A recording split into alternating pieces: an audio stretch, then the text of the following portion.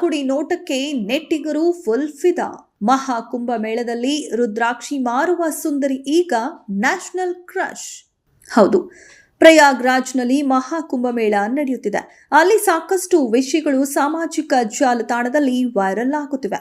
ಆ ಘೋರಿಗಳು, ಅವರ ವೇಷಗಳು, ಪ್ರಯಾಗ್ರಾಜ್ನಲ್ಲಿರುವ ಲಕ್ಸುರಿ ಟೆಂಟ್ಗಳು, ಕುಂಭಮೇಳಕ್ಕೆ ಆಗಮಿಸಿರುವ ವಿದೇಶಿಗರು, ಅಲ್ಲಿಯ ವ್ಯವಸ್ಥೆ ಎಲ್ಲವೂ ಸಾಮಾಜಿಕ ಜಾಲತಾಣದಲ್ಲಿ ಹರಿದಾಡುತ್ತಿದೆ. ಪ್ರಯಾಗ್ರಾಜ್ನ ಒಂದೊಂದು ದೃಶ್ಯವು ಸನಾತನ ಧರ್ಮದ ಮಹತ್ವ ಸಾರುತ್ತಿದೆ. ಲಕ್ಷಾಂತರ ಸಾಧು ಸನ್ಯಾಸಿಗಳಿಂದ ಪುಣ್ಯ ಭೂಮಿಯಾಗಿರುವ ಪ್ರಯಾಗ್ರಾಜ್ನಲ್ಲಿ ಒಟ್ಟು ಸಾಮಾನ್ಯ ಹೆಣ್ಮಗಳು ಇಂದು ಇಡೀ ದೇಶದ ಗಮನ ಸೆಳೆದಿದೆ.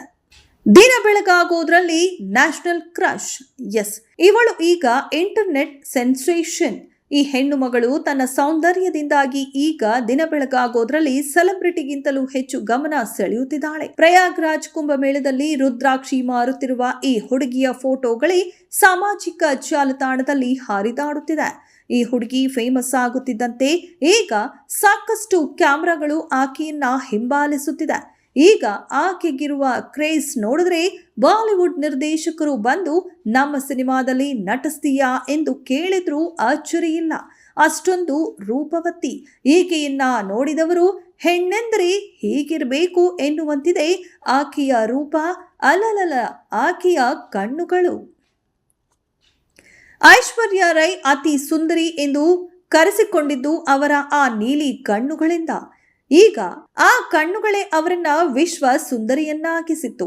ಸಿನಿ ಕ್ಷೇತ್ರದಲ್ಲಿ ಅಷ್ಟೊಂದು ಜನಪ್ರಿಯತೆ ತಂದು ಕೊಡ್ತು ಅಂದ್ರೆ ತಪ್ಪಾಗಲ್ಲ. ಐಶ್ವರ್ಯ ರೈ ಬಳಿಕ ಭಾರತೀಯರು ಅತಿ ಹೆಚ್ಚು ಇಷ್ಟಪಟ್ಟದ್ದು ಈ ಸಾಮಾನ್ಯ ಹೆಣ್ಣುಮಗಳ ಕಣ್ಣನ್ನೇ ಅನ್ಸುತ್ತೆ.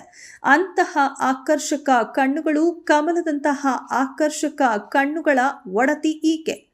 ಗೋಧಿ ಬಣ್ಣದ ಮೈಕಟ್ಟು, ಅತ್ಯಾಕರ್ಷಕ ಕಣ್ಣು, ತುಟಿಯಲ್ಲಿ ಕಿರುನಗೆ, ಮೈ ಮೇಲೆ ಕೆಲ ಮಾಲೆಗಳು, ಹಣೆಯಲ್ಲಿ ಚಿಕ್ಕ ಬೊಟ್ಟು, ತುಂಬಾನೇ ಸರಳ ಅಲಂಕಾರದಲ್ಲಿರುವ ಈ ಹೆಣ್ಣುಮಗಳು ನ್ಯಾಷನಲ್ ಕ್ರಶ್ ಆಗಿದ್ದಾರೆ. ಈಕೆಯೇ ಹೇಳುವಂತೆ ಹೆಚ್ಚು ಓದಿಲ್ಲ. ಈ ರೀತಿ ಕಾರ್ಯಕ್ರಮ ನಡೆಯುವಾಗ ಅಲ್ಲಿಗೆ ಹೋಗಿ ವಸ್ತುಗಳನ್ನ ಮಾರಿ ಜೀವನ ನಡೆಸುತ್ತಿರುವವರು. ಕುಂಭಮೇಳ ನಡೆಯುತ್ತಿರುವಾಗ ವ್ಯಾಪಾರಕ್ಕೆ ಈಕೆ ತನ್ನ ಬಳಗದ ಜೊತೆ ಇಂಡೋರ್ನಿಂದ ಬಂದಿದ್ದಾಳೆ. ಮಣಿಮಾಲೆ ಮಾರುತ್ತಿರುವ ಈಕೆಯ ಕಣ್ಣುಗಳು ಅಲ್ಲಿಗೆ ಹೋದಂತಹ ಕ್ಯಾಮ್ರಾಮ್ಯಾನ್ ಗಮನ ಸೆಳೆಯುತ್ತೆ. ತುಂಬಾ ವಿಶೇಷವಾದದನ್ನ ಗಮನಿಸುವುದರಲ್ಲಿ ಕ್ಯಾಮ್ರಾಮ್ಯಾನ್ಗಳ ಎತ್ತಿದ ಕೈ ಅಂತ ಹೇಳಿದ್ರೂ ತಪ್ಪಾಗಲ್ಲ. ಅವರು ಇವಳನ್ನ ಮಾತನಾಡಿಸಿ ಕೆಲ ಫೋಟೋವನ್ನ ತೆಗೆದು ಸಾಮಾಜಿಕ ಜಾಲತಾಣದಲ್ಲಿ ಹಾಕಿದ್ದೇ ತಡ 24 ಗಂಟೆಯೊಳಗೆ ನ್ಯಾಷನಲ್ ಕ್ರಶ್ ಆಗಿದ್ದಾಳೆ.